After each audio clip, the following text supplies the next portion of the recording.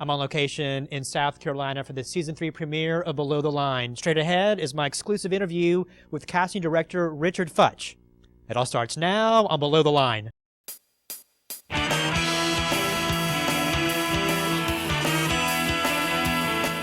It's Below the Line with George Peroulas.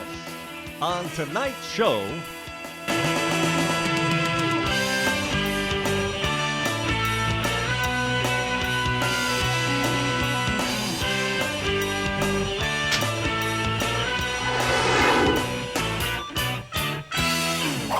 CSA casting director Richard Futch now joins me on location here in South Carolina. And today we're in Greenville, where you just finished up a seminar. You also grew up here in South Carolina, but you began your career in New York.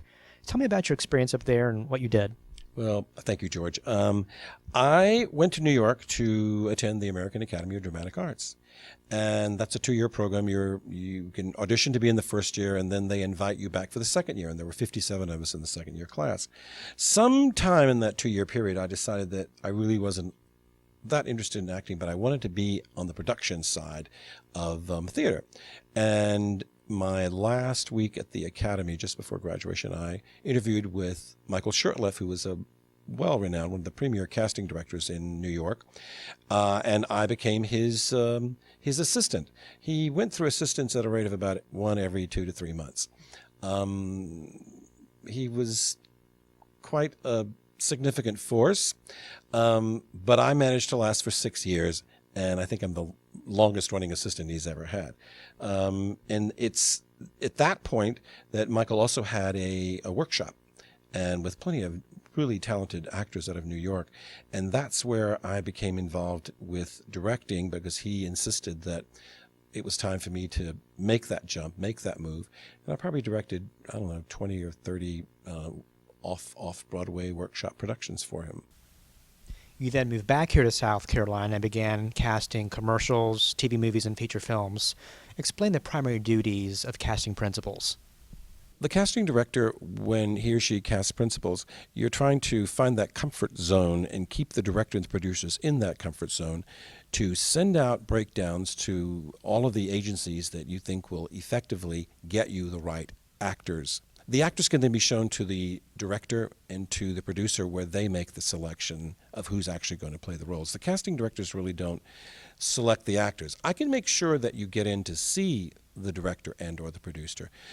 And they, very wisely so, I think, ask us our advice on a lot of things. But the final decision is made by the director and the producers. What is the difference in the casting process if it's a commercial, feature film, or TV show? Wow, George, I'm not sure that, for me, that there is a difference. I think the idea is to find the actor that best suits what the production is looking for, what the commercial is looking for. We go out and we, as I said, put out notices and try to get the right kinds of people in, and to make sure that we serve the production the best that we can. When you're going for some commercials and some feature films or television films, it's a difference between having actors who actually are speaking and having actual actors who do not speak.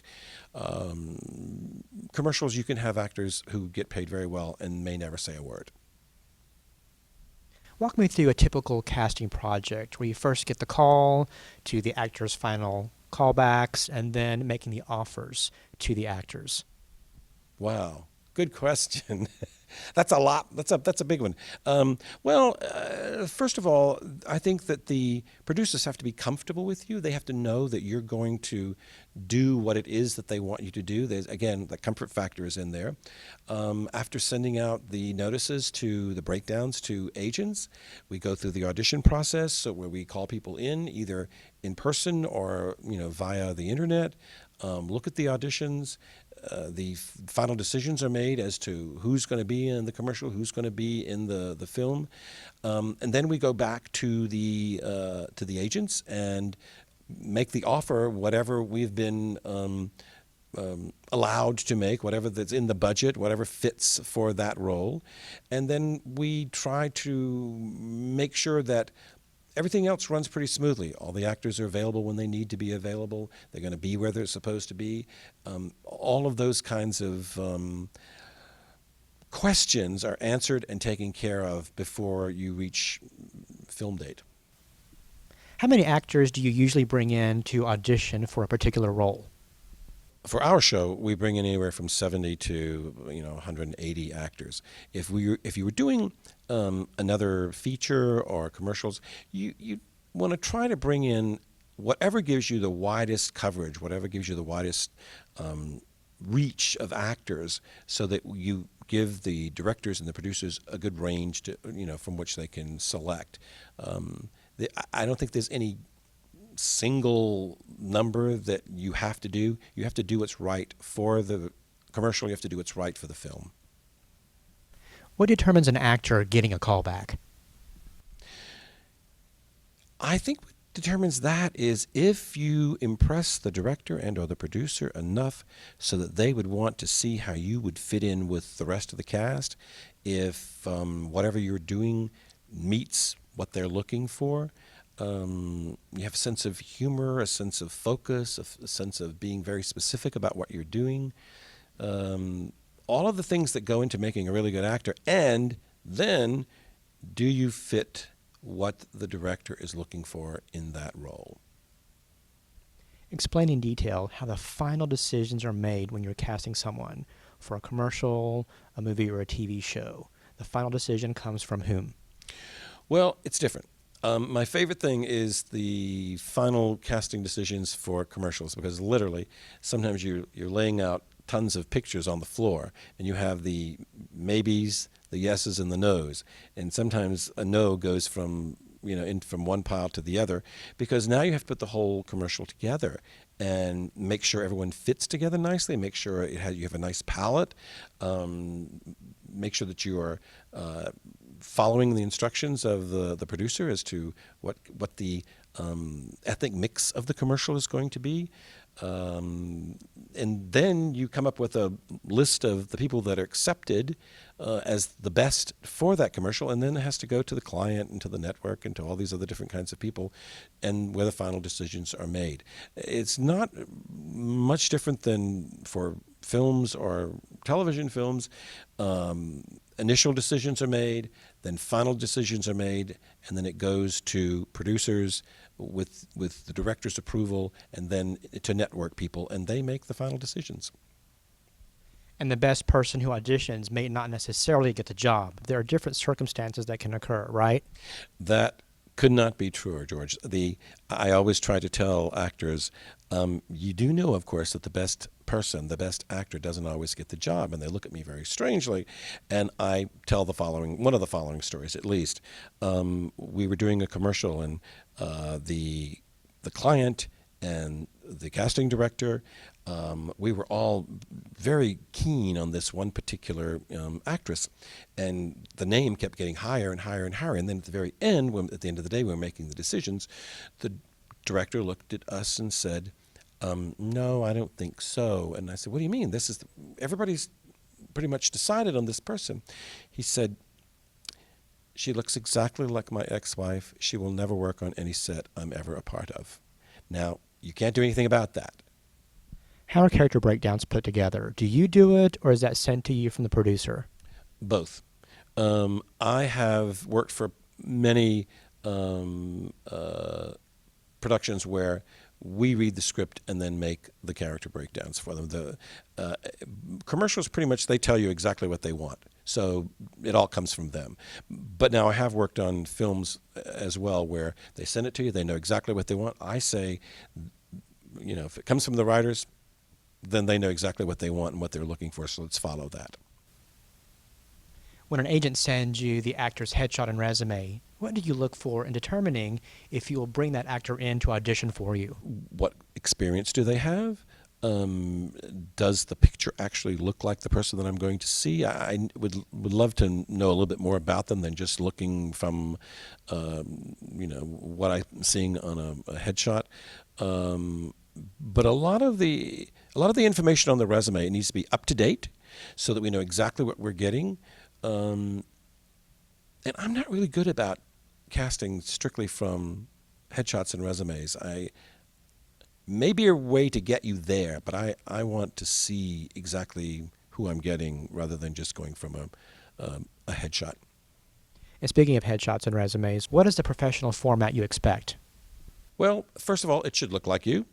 If you have one color hair today and another color hair tomorrow, then that headshot better be the color of when you walk in.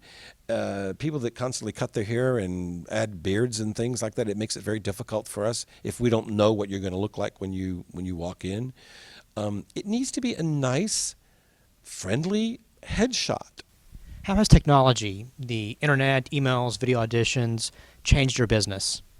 Quantum, Magnum, it's huge, because who would have thought 10 years ago that I would be watching 700 auditions online, that we would be downloading and uploading things from, all over the country, and that directors would be coming into a little office with a large screen of, large being 40 inches or whatever, and watching auditions that way. I think it's why it's so important today for actors to know how to make the camera their friend and use that, all of the technology to their advantage. They're not going to fly us all around to every city and state to do auditions now. It's easier just to have it done on location, email it to us, we watch them, and then if there's something that you're doing that we think we need to tweak a little bit, then we'll call the agent, or actually, if with the agent's permission, call the actor. And sometimes the director talks to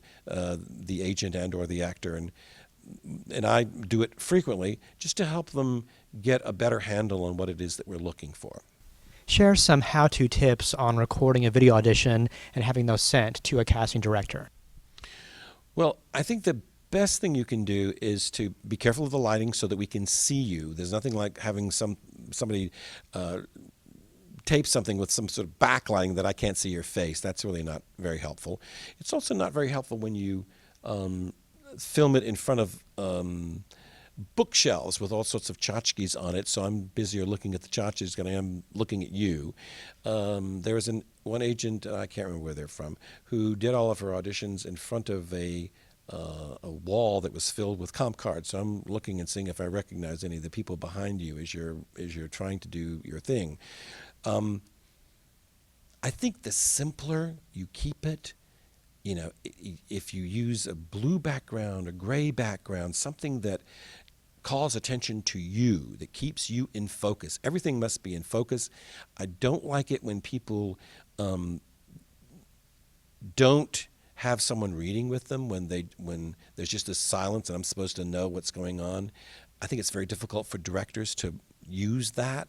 It's also difficult when you tape the other person's lines and just run a tape recorder and then you talk and then the little tape talks. It just doesn't help us at all. So I think those are the things that you should stay away from. Having your 12-year-old read with you is something that you might want to stay away from, because it's just difficult for a person at that age to be reading things that are older than that. Very good. Still ahead on Below the Line, Richard's inside look at the hit TV show Army Wives, plus what actors need to do to have a successful audition. We're back in a moment.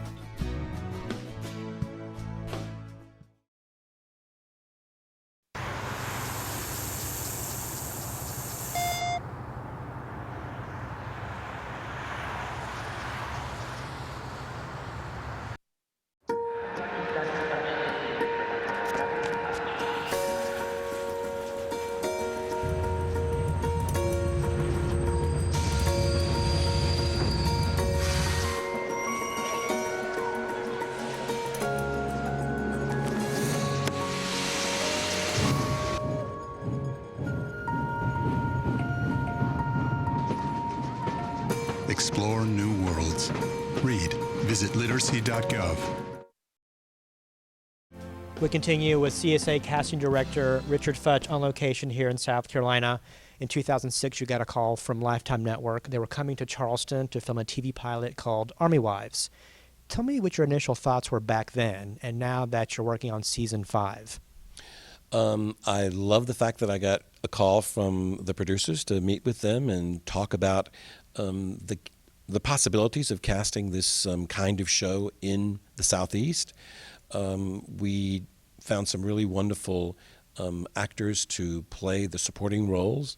All of the children of our principal players, 3 of them were found in Charleston. The part of Jeremy Sherwood, who is Catherine Bell and Terry Serpico's son.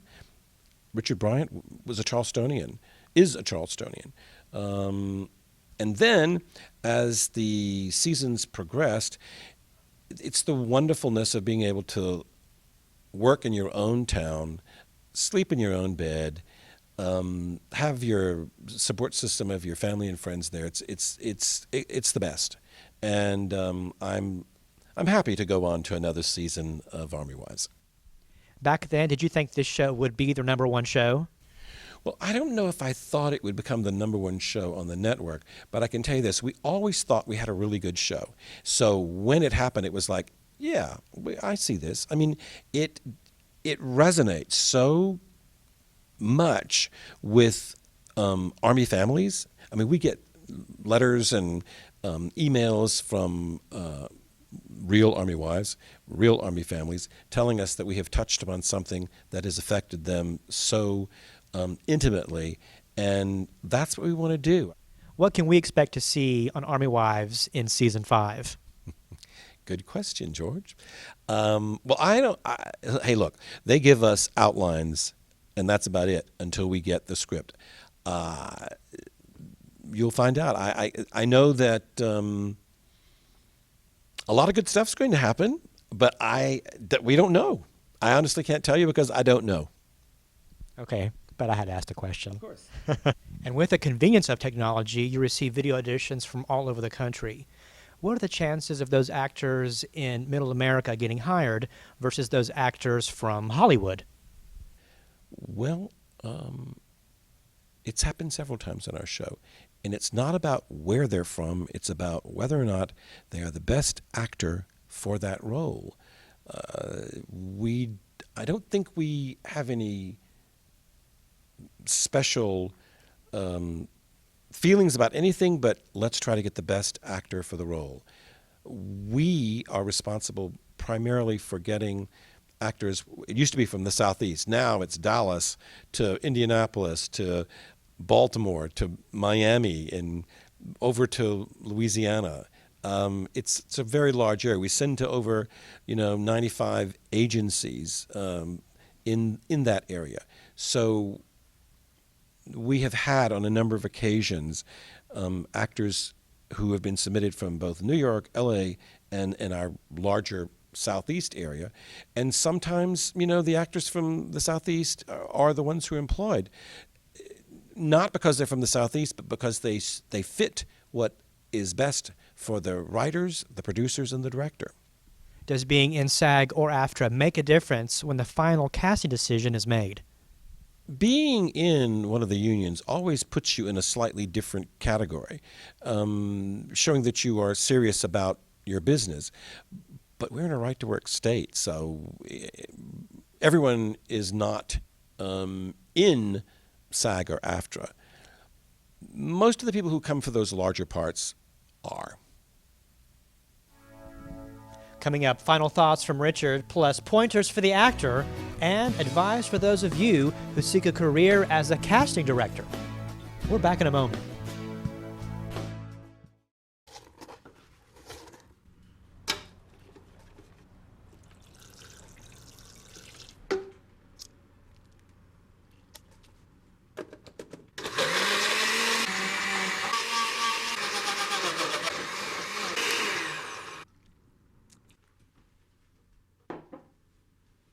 The smallest moments can have the biggest impact on a child's life.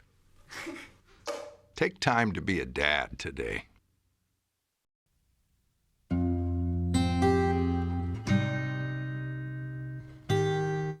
This financial advisor is being accused of committing one of the largest investment frauds in the history of the United States. I guess we're not going to Aspen. That's fine. You see, I like tennis balls. He likes insider trading. So he's going to jail and I'm going to a shelter. And no, they're not the same thing. Shelters are for good pets that want to be adopted. Jails are for criminals. I've done nothing. Uh-oh. Ooh, okay, I stole a cheeseburger once on my dog. We're talking with CSA Casting Director Richard Futch. Now, you're also part of the Carolina Film Alliance. Tell me about that organization. The Carolina Film Alliance was started some 10, 11 years ago.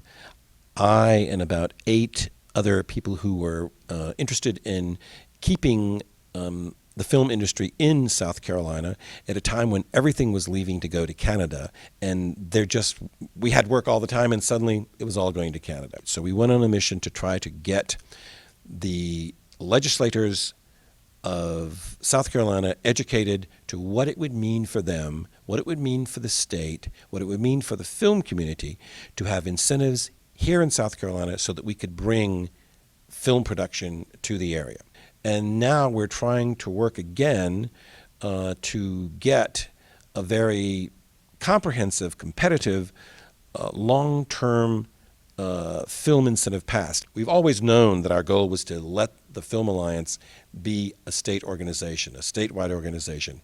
Now more than ever, the CFA needs to be a statewide organization. It's not about any one area. At one point, there were films going on in Greenville, Rock Hill, Aiken, Florence, Columbia, Charleston. The state was covered with work. There was so much work that we didn't have enough local film people to take all of those jobs. But if, in fact, we had a long-term film legislation in place, students who are at places like Trident Tech, University of South Carolina, Clemson University, would be able to go to film courses, learn how to be a part of a film crew, and then we would have jobs for them here in South Carolina so that more and more we would be able to hire South Carolinians to take those jobs. And how can people learn more about this organization and get involved? www.carolinafilm.com. If you go there, it can tell you how you can become a member. There's tons of information there about what we need as far as having you help us write letters to legislators and getting them on board with, hopefully by the end of June in 2011, making sure that we have long-term film rebates so that the film community in South Carolina will continue to grow. Now, Richard, you've conducted hundreds of auditions. What do you see time and time again that actors do to trip themselves up in the audition? They do not adequately prepare, and then when something goes wrong, they get that deer in the headlights look that simply means they haven't a clue what they're doing. Not asking questions, not knowing how to, if you don't know what a word means, or if you don't know how to say a word, or if you don't know what something means, ask before you go in there. I mean, that's what Google and a bunch of other things are for. Just Google things to find out. But at the least you can do, ask the person outside as you're coming in. Ask me when you're coming. I don't understand what this means. Can you tell me? Again, doing those things that are very common sense as opposed to being afraid to ask the question. Better to ask the question and let me wonder why you're asking it, but I'll answer it for you. At least it'll help you perhaps make a better decision than had you not asked the question. How should actors stay finely tuned in between acting jobs? The more you stay focused and keep your instrument tuned, I know that's a very cliche thing to say, but the more you keep your instrument tuned, the better off you are. What do you tell actors about overcoming their fear or nerves right before the audition? The truth? The truth is, I say, have you ever heard of anyone being killed in an audition? Have you ever heard of anyone whipping out an Uzi and mowing down people in an audition? Have you ever heard of anybody whipping out a saber and hacking it? No. I think that what you should do is realize that what casting directors want is to hire you. Every time someone walks through that door, I say, oh, please, God, let this person be wonderful because they look great. And so most casting directors, and I don't know any who, well, let's say casting directors, want you to be right for the job. Fear, all those nerve things, that's nothing more than adrenaline, good, fine, honest adrenaline. How about using that adrenaline to focus on the things that you should be doing, to focus on making sure that things are conversational, to focus on making sure that things are very specific. That way you don't have time to worry about being nervous and wondering about what that person's thinking or that person's thinking. You're focused on what you should be doing. And now I've taken that useless nervous energy and turned it into something that can be positive for you. What is it about being a casting director that drives you to do it every day? Good question, George. I love what I do. I love actors. I started out as an actor. I know how actors think. And so I think that I can do what needs to be done to help the director and the producers reach the goal that they're after of finding the best people to fill the roles. I like working with the agents, even though, I'm sure agents think the casting directors can drive them crazy. We think agents can drive us crazy. But without each other, we don't get the job done. It's a matter of working on something every day that every day you get up, you think, I'm going to go and I'm going to be better at this. I'm going to learn more. I'm going to be the person that finds the actor that they're looking for. And I know that I can do it and have. So that's what keeps me going. What advice do you give to those who want to become a casting director? Well, I think that you need to educate yourself and learn as much as you can about every facet of film production, of working on a set in particular, of how agents work with actors, how actors work with agents, how the casting director fits into that whole circumstance of filmmaking. You want to know as much as you can know about the rules and regulations of the unions, and then you want to find somebody that you feel that you can bring something to their office, bring something to what they're doing, and go try to work with that person, even if you're starting out as an intern. And the more you learn, maybe you'll learn that it's not right for you. But again, it's a learning process. I think you need to go investigate and find out as much about it as you can, and then the rest is work. Richard Futch, thank you so very much for your time. Below the Line concludes right after this short break. So you can't save money? That's easy as pie. Brown bagging lunch instead of going out. $6 save times 5 days a week times 10 years is $21,000. That's a lot of lettuce. Small changes today, big bucks tomorrow. Feedthepig.org. Thanks again to CSA casting director Richard Futch, and thank you for joining us for the Season 3 premiere of Below the Line. Please contact us with your questions, comments, and show ideas. We'd love to hear them. The email address is belowtheline21@gmail.com, and join our fan page on Facebook. We'll see you next time.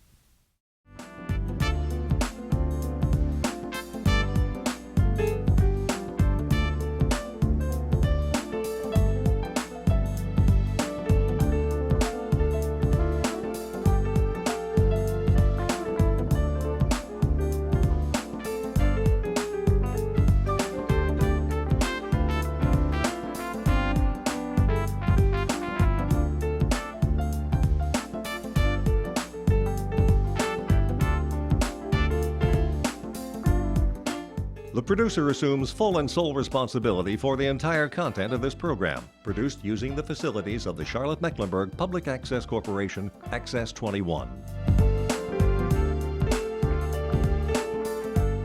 For more information, comments, or questions about the show, email us at belowtheline21@gmail.com.